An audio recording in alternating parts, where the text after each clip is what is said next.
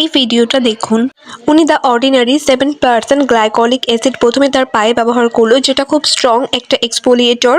এরপরে তিনি যেটা করেছেন, ডাবের যে স্ক্রাব রয়েছে ফিজিক্যাল এক্সফোলিয়েটর, সেটার সাথে দ্য অর্ডিনারি BHA 30% মিক্সড করে তার পায়ে ব্যবহার করা হয়েছে।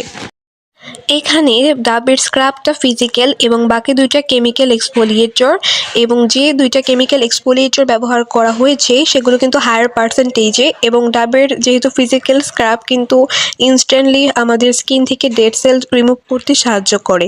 আমাদের কিন্তু কখনোই উচিত না এভাবে 3টা এক্সফোলিয়েটর আমাদের বডিতে ব্যবহার করার জন্য। আমাদের বডির জন্য কিন্তু যে কোনো একটা এক্সফোলিয়েটর ব্যবহার করলেই যথেষ্ট। এগুলো করলে কিন্তু আমাদের স্কিন ওভার এক্সফোলিয়েটেড হওয়ার চান্স থাকে এবং আমাদের স্কিনে ড্রাইনেস, ফ্লেকিনেস দেখা দেয়।